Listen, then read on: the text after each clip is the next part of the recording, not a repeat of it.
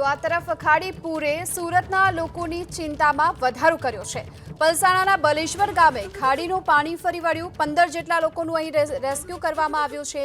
ખાડી પર રહેતા ફળિયામાં 40 પરિવાર ફસાયા અને હજુ પણ રેસ્ક્યુની કામગીરી યથાવત છે। 32 ગંગાના ખાડીના પાણી પલસાણામાં ફરી વળ્યા છે અને પલસાણાના બલેશ્વર ગામના આ દ્રશ્યો જોઈ લો કે જ્યાં હાલ છાતીસમાં પાણી ભરાઈ ચૂક્યા છે અને તેની વચ્ચે લોકોનું રેસ્ક્યુ હજુ પણ યથાવત છે। અત્યાર સુધીમાં 15 જેટલા લોકોનું રેસ્ક્યુ કરી દેવામાં આવ્યું છે।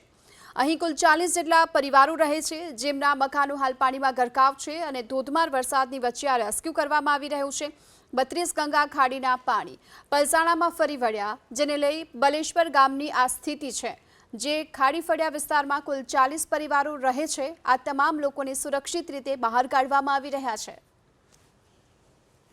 સુરત જિલ્લામાં છેલ્લા 24 કલાકથી વરસી રહેલા સતત વરસાદને લઈને કહી શકાય કે જળબંબાકારની પરિસ્થિતિ છે તે ઊભી થઈ છે। હાલ આપણે છે તે પલસાણા તાલુકાના બલેશ્વર ગામે છે દ્રશ્યમાં જે રીતે જોઈ શકાય છે કે 32 ગંગા ખાડીની અંદર જે પાણી ભરાઈ ગયા હતા અને તેને લઈને છે તે સામે કાંઠે છે તે 40 જેટલા પરિવારો છે તે પાણીમાં ફસાયા હતા। હાલ છે તે બારડોલી ફાયર વિભાગની ટીમ છે તે ઘટના સ્થળ પર પહોંચી છે અને છે તે તમામ જે લગભગ 200 થી વધુ લોકો છે તેમનું હાલ છે તે રેસ્ક્યુ કરવામાં આવ્યું છે। છેલ્લા 24 કલાકથી વધુ સમયથી આ તમામ લોકો છે તે પાણીની વચ્ચે હતા। બલેશ્વર ગામ છે તે બેટની અંદર છે તે ફેરવાઈ ચૂક્યું હતું અને જે 32 ગંગા ખાડીની સામે કાંઠે જે બલેશ્વર ગામનું ફળિયું આવેલું છે જ્યાં લગભગ 40 થી વધુ પરિવાર છે તે વસવાટ કરે છે અને તે લોકોને હાલ છે તે તમામને રેસ્ક્યુ કરવામાં આવી રહ્યા છે। બારડોલી ફાયર હાલ છે તે ઘટના સ્થળે પહોંચ્યું છે। ફાયર ઓફિસર છે આપણી સાથે, સીધા એમની સાથે ચર્ચા કરવાનો પ્રયાસ કરીશું કે શું કહી રહ્યા છે।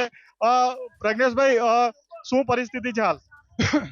જે બલેશ્વરમાં ખાડી વિસ્તારની સામે જે કસ્બો આવ્યો છે તેની અંદર 40 થી 50 માણસો ફસાયાનો તલાટીનો અને મામલતદારશ્રીનો ફોન હતો, જેના સંદર્ભે બારડોલી હેડક્વાર્ટરની ટીમ ઘટના સ્થળે આવી અને હાલ અત્યારે રેસ્ક્યુ કાર્ય ચાલુ કરેલ છે। કેટલા લોકો છે હજુ પેલે હજુ 25 જણા છે, 25 થી 30 જણા 25 થી 30 જો લોકો હજુ ફસાયા છે। 25 થી 30 લોકો। કેટલો સમય લાગશે ને તે તરફ શું પરિસ્થિતિ છે પાણી? તે વખતે એવું કહે છે કે ગઈ વખતે કરતાં આ વખતે પાણી વધારે આવ્યું છે અને હાલ પાણીનું સ્તર વધે છે, જેથી કરીને રેસ્ક્યુ કાર્ય ચાલુ કરેલ છે। કેટલો સમય લાગશે રેસ્ક્યુમાં? હજુ 1 કલાક લાગશે।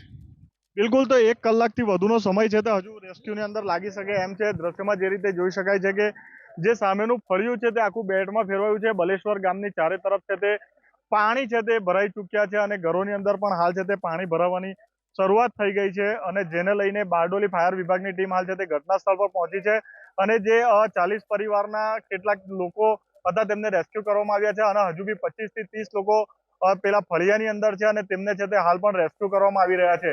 ઇન્દ્રમલ શાહ, એબીપી અસ્મિતા, સુરત।